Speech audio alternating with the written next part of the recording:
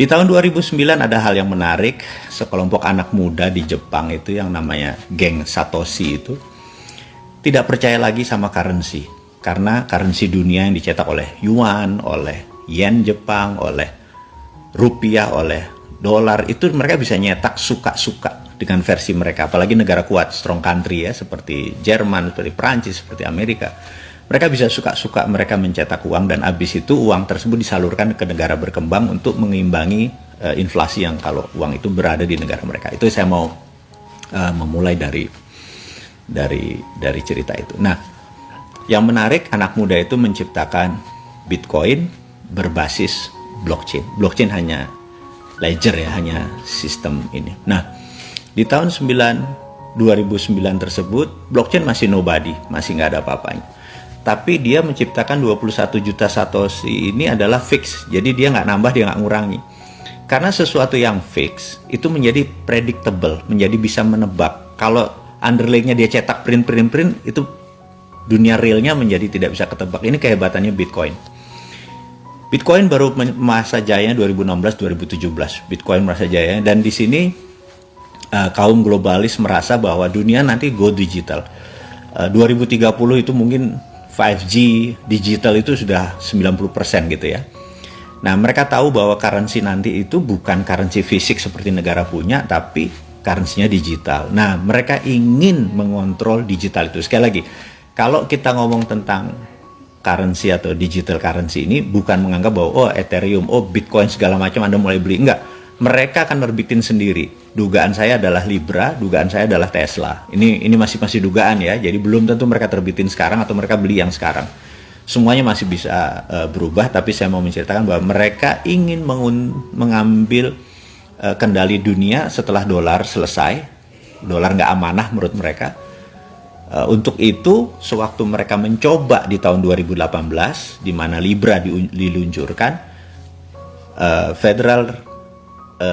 pemerintah Amerika di bawah Trump tidak setuju dengan globalis tindakan ini. Sekali lagi, Trump adalah nasionalis, country adalah segalanya, globalis nggak peduli. Jadi Anda mulai paham bahwa ditarik lagi Libra tadi, diserang Trumpnya gitu ya.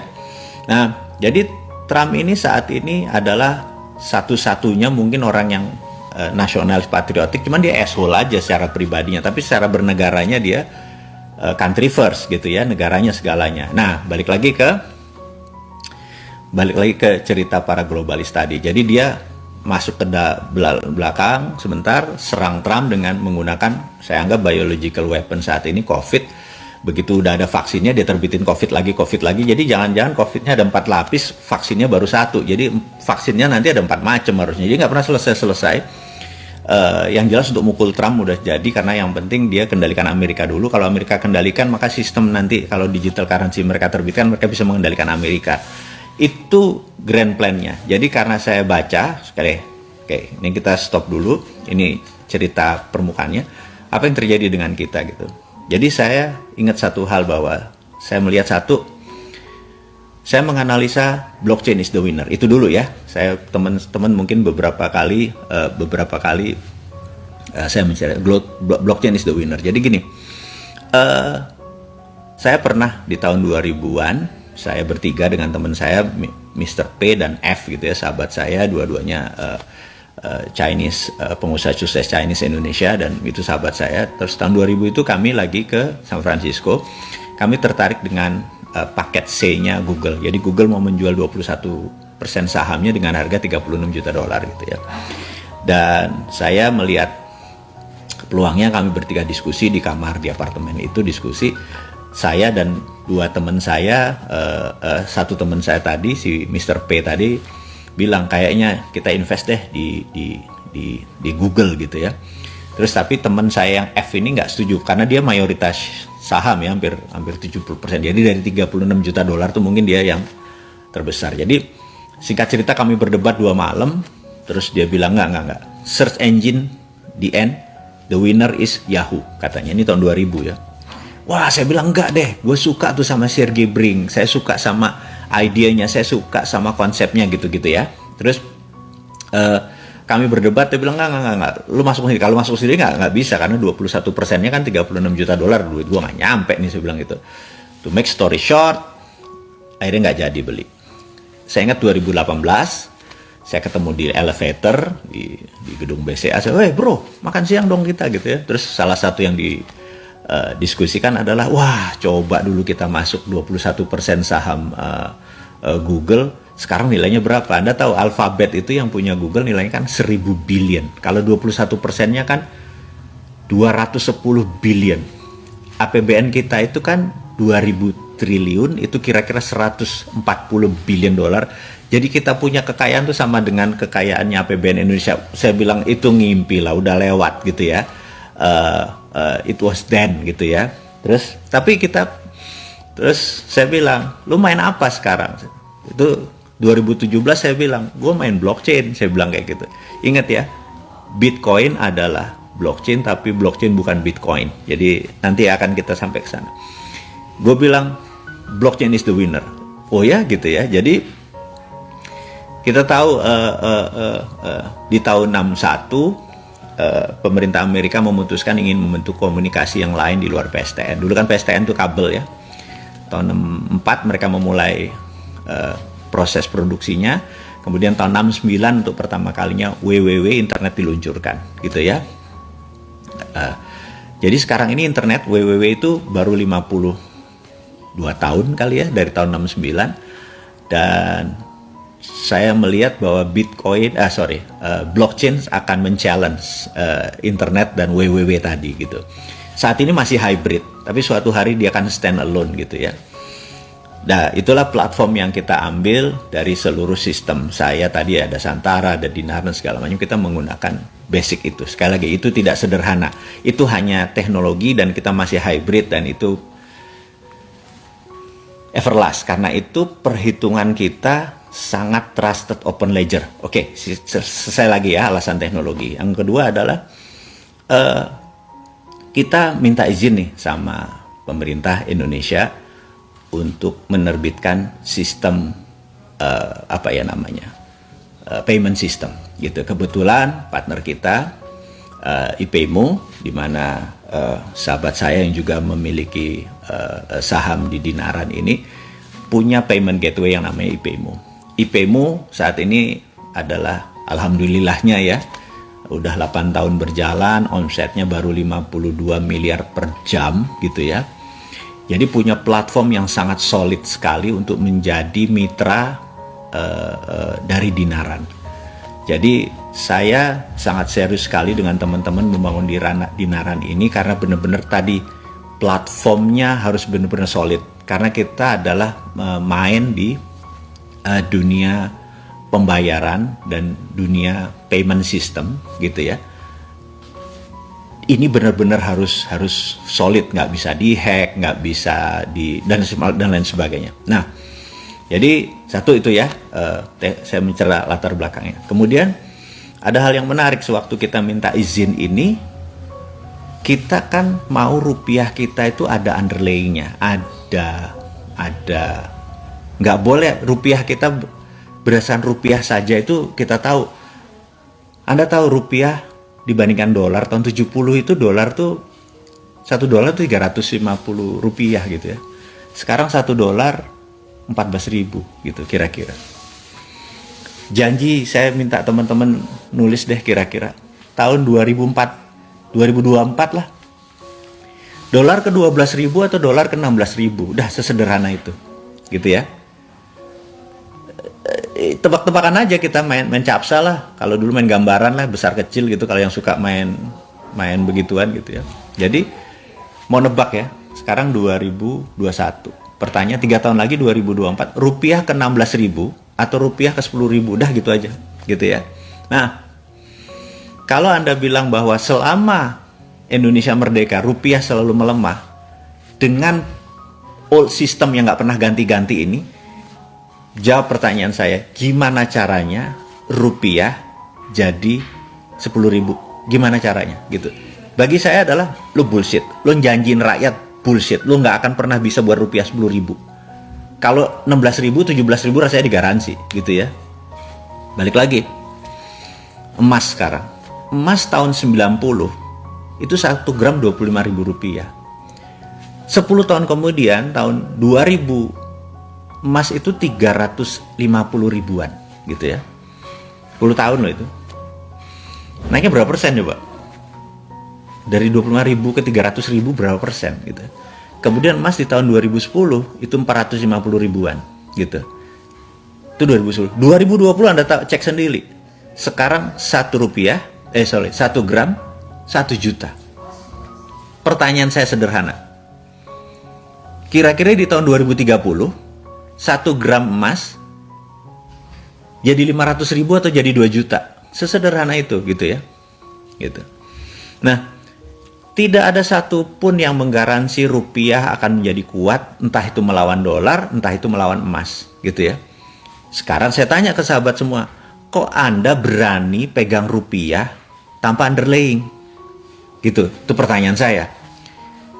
Atau Anda pakai cara yang konvensional, underlyingnya adalah bunga bank. Anda taruh di deposito dapat bunga 5%, itu underlying Anda. Supaya rupiah Anda tidak kena inflasi, gitu ya. Kok pakai bunga bank sih? Gitu. Itu yang saya mau tanya. Kenapa Anda memilih bunga bank gitu? Kenapa Anda nggak pakai emas?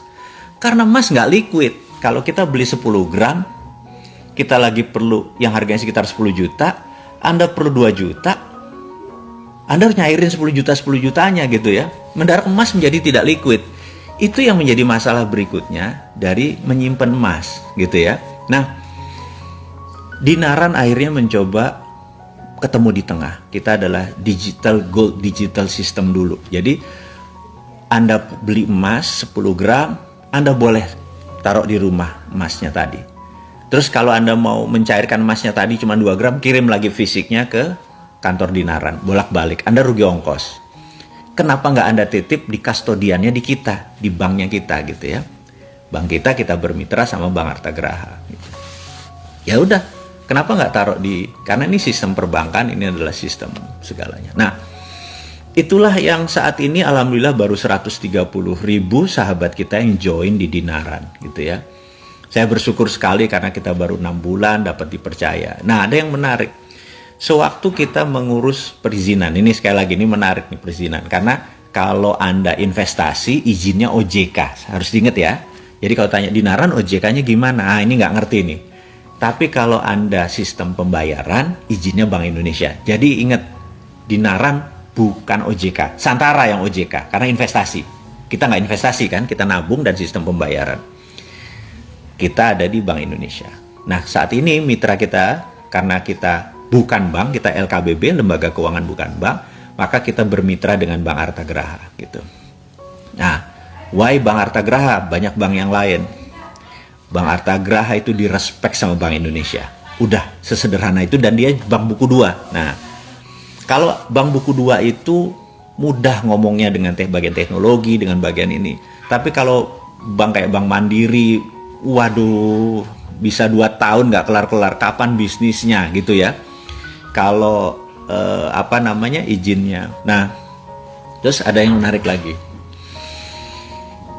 Akhirnya kita buat, ini ada underlying emas. Nah, ini lagi yang menarik. Seumur-umur, kata si sistem perbankan ini, dia bisa berhubungan sama Menteri Perindustrian, Keuangan, dan lain sebagainya. Mereka tuh nggak pernah berhubungan uang tuh dengan Bapepti. Karena emas itu kan komoditi gitu kan. Jadi ini bilang ini untuk pertama kali nih Anda ngerepotin bener gini. Hampir 9 bulan kita memproses karena izinnya dengan Bapepti. Jadi kebetulan salah satu shareholder kita adalah mantan Menteri Perdagangan Pak Gita Wirjawan, di mana dia sangat dekat dengan Bu Sri Mulyani. Dia juga dekat sama Menteri Perdagangan dan Bapepti dan semuanya. Karena itu semuanya menjadi cepat. Jadi sahabat semua, membuat usaha di Indonesia kalau sekedar punya good idea masih kurang, punya good money masih kurang, punya good people masih kurang. Anda harus punya good connection gitu ya. Jadi kedekatan kita dengan pemerintah seperti pejabat sekarang ya kita menggunakan Pak Gita Wirjawan, karena kalau saya sendiri kalau ngomong itu kan banyak nyerang terus ke pemerintah gitu. Tapi kalau berbisnis kita orang yang berbeda. Kita kalau dalam agama saya yang Islam itu kita harus fleksibel. Fleksibel itu gimana ya? Kalau dari rumah saya ini sampai pasar sana tuh Al-Quran dijembreng sih dari Alif Lam Mim Al-Baqarah sampai surat An-Nas itu, maka akan ketemu titik tengah, terus dibalik lagi dari Anas tadi dibalik ke Al-Baqarah tadi ketemu titik tengah yang kata-katanya wayatalatov gitu ya. Yang kalau kita sederhani malam Jumat kita bicara agama sedikit. Wayatalatov itu ya intinya tengahnya Quran itu kita harus fleksibel gitu ya, latif gitu ya. Latifah, orang yang fleksibel, orang yang lembut gitu ya. Jadi seperti bambu, begitu diserang kita rubuh, begitu anginnya nggak ada kita berdiri lagi gitu ya. Nah kita pun berstrategi, kebenaran itu nggak bisa telanjang, kebenaran itu harus distrategikan. Jadi kita menceritakan kebenaran versi baru cara bernegara, tetapi pada saat dengan sistem kita harus join dengan mereka. Kita nggak boleh konfront semuanya, kita nggak bisa makan, dan teman-teman di Naran nggak pernah ada gitu ya. Jadi kita sekali lagi dengan ilmu ditambah dengan aset, orang, uang, pengalaman, terus ditambah dengan mempengaruhi network kita di jajaran ini, akhirnya jadi Dinaran. Jadi sekali lagi, Dinaran sampai kapanpun sulit ada kompetitornya gitu ya, karena memang jadinya dengan sistem yang sangat menarik. Nah, balik ke cerita awal. Nah, kita saat ini akan punya Dinaran emas untuk mereka yang merasa bahwa emas underlyingnya bagus. Atau Anda nggak mau pakai jaminan, Anda mau Dinaran rupiah, nggak apa-apa juga. Kita akan punya nanti satu paket namanya Dinaran rupiah, ya Anda pakai inflasi, rupiah jatuh, rupiah menang, Anda menang. Tanpa underlying, Anda free fall gitu ya. Terserah. Atau Anda pakai underlyingnya gold, emas gitu ya. Dengan mengikuti harga emas berdasarkan LBMB, London Bullion, M Marketing, E saya lupa agency apa segala macam, LBMB. Antam pun pakai LBMI. Jadi karena itu setiap jam 11 adalah cut off point, di mana di cut off itu kita ketahui ini harga sekarang adalah sekian. Itu pakai. Nah, banyak orang yang udah minta ke kita, oh nanti saya akan jawab kenapa ATM-nya belum keluar gitu ya. Jadi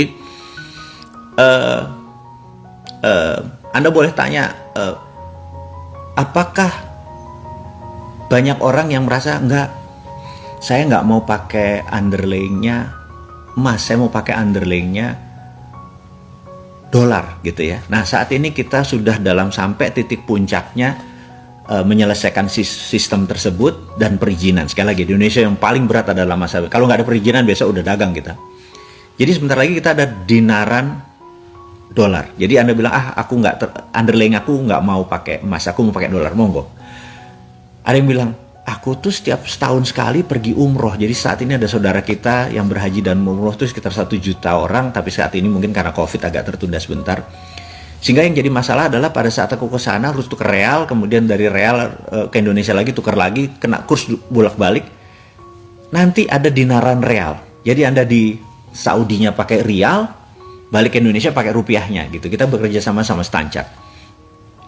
Jadi kita punya itu semua. Nah, bagaimana tentang kartu? Nah, kartu itu sudah 99% siap diterbitkan. Tetapi sahabat semua, kalau itu diterbitkan, ini kata regulator nih. Yang namanya OVO, yang namanya GoPay, itu minta sudah dari bertahun-tahun yang lalu nggak dia beri. Apa spesialnya Dinaran? Gitu ya. Sekali lagi, ini saya balik. Kita ini kan Dinaran adalah e-money, Genius deh, plus ATM, plus underlying. Sekali lagi, kita ini adalah e-money, atau gini deh, lebih gampang. Kita ini adalah GoPay, plus kartu ATM, ada underlying. Anda pilih underlyingnya tadi, emas kah, dolar kah, itu ya, terserah. Nah, kita ini tinggal menunggu waktu untuk terbit ATM-nya. Sebenarnya udah ready, cetakannya semua sudah ready. Kita mau kasih surprise ke teman-teman. Jadi saat ini adalah trik kita untuk membuat Anda menginformasikan. Kita akan memberikan surprise. Jadi saya nggak kasih tanggal, tapi saya janji akan surprise, akan mengagumkan Anda semua. Oke, balik lagi ya. Kita adalah GoPay dikasih debit card, dan GoPay udah minta dari kapan-kapan debit card, nggak dikasih. Kemudian ada underlyingnya ya. Oke. Ada lagi yang menarik. emas kita ini kalau dari Antam, kalau ternyata ada 1 juta, 2 juta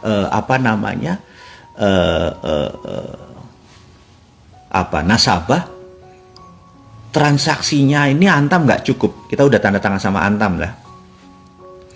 Akhirnya ada sebuah berita yang saya mau umumkan saat ini. Jadi sahabat kita dan partner bisnis kita, Pak Gita Wirawan, kan punya tambang emas di Nusa Tenggara. Nah, tambang emas itu Dinaran akuisisi. Nanti sekali lagi, ini hanya untuk make story ya. Dinaran swap share, akuisisi itu tidak harus pakai ini. Di mana kita menjadi off-take seluruh tambang emasnya dari perusahaan Pak Gita tadi, saya berbagi dengan saham di Syuk. Sehingga kapanpun emasnya yang menjadi jaminan, underlying-nya adalah tambang tadi, dengan produksinya kita off-take 100%, dan emasnya tadi akan kita taruh di Bank Harta Geraha. Jadi teman-teman, saya sangat serius untuk membuat rupiah menang, karena itu underlying-nya adalah aset di luar Antam. Kita masih punya tambang emas sendiri gitu ya. Nah, lalu ada lagi kemarin yang cerita, boleh nggak misalnya kita punya perusahaan nikel, Dinaran ambil off-take-nya, nikelnya, sehingga kita punya rupiah underlying-nya nikel. Saya bilang, itulah alasan saya membangun kenapa rupiah menang, karena mineral itu ada di Indonesia. Jadi nanti punya rupiah underlying-nya palladium, rupiah underlying-nya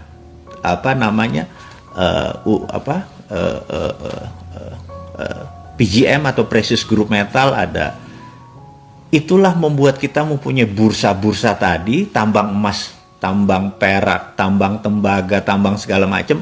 Kita jadi off-take-nya, dan rupiah tadi underlying-nya Anda pilih sendiri. Anda pilih sendiri, Anda merasa bahwa kayaknya tembaga bagus, nikel bagus, underlying-nya itu.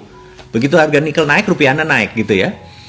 Nah, teman-teman, ini kegilaan yang nggak sederhana gitu ya. Sekali lagi,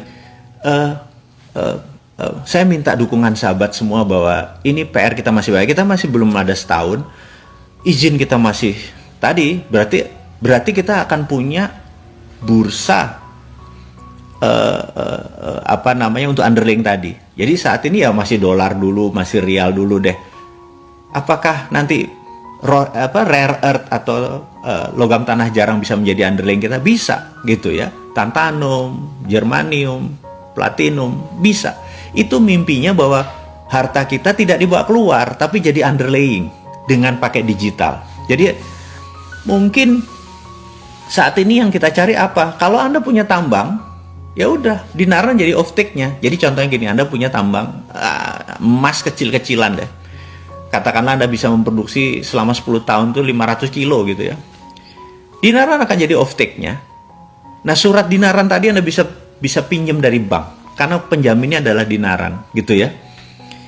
Itulah yang kita harus lakukan pada saat ini.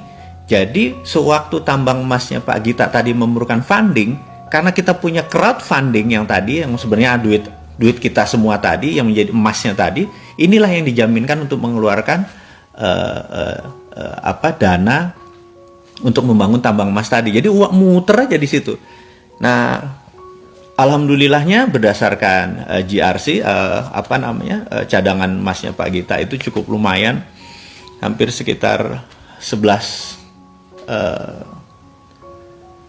lupa saya angka pastinya, nanti saya akan forward ke teman-teman supaya nggak sembarangan gitu. Tapi 11 ton sih ada kayaknya, sekitar 18 sampai 19 triliun. Jadi kalau ada uang 19 triliun di Dinaran, underlying-nya ada gitu ya.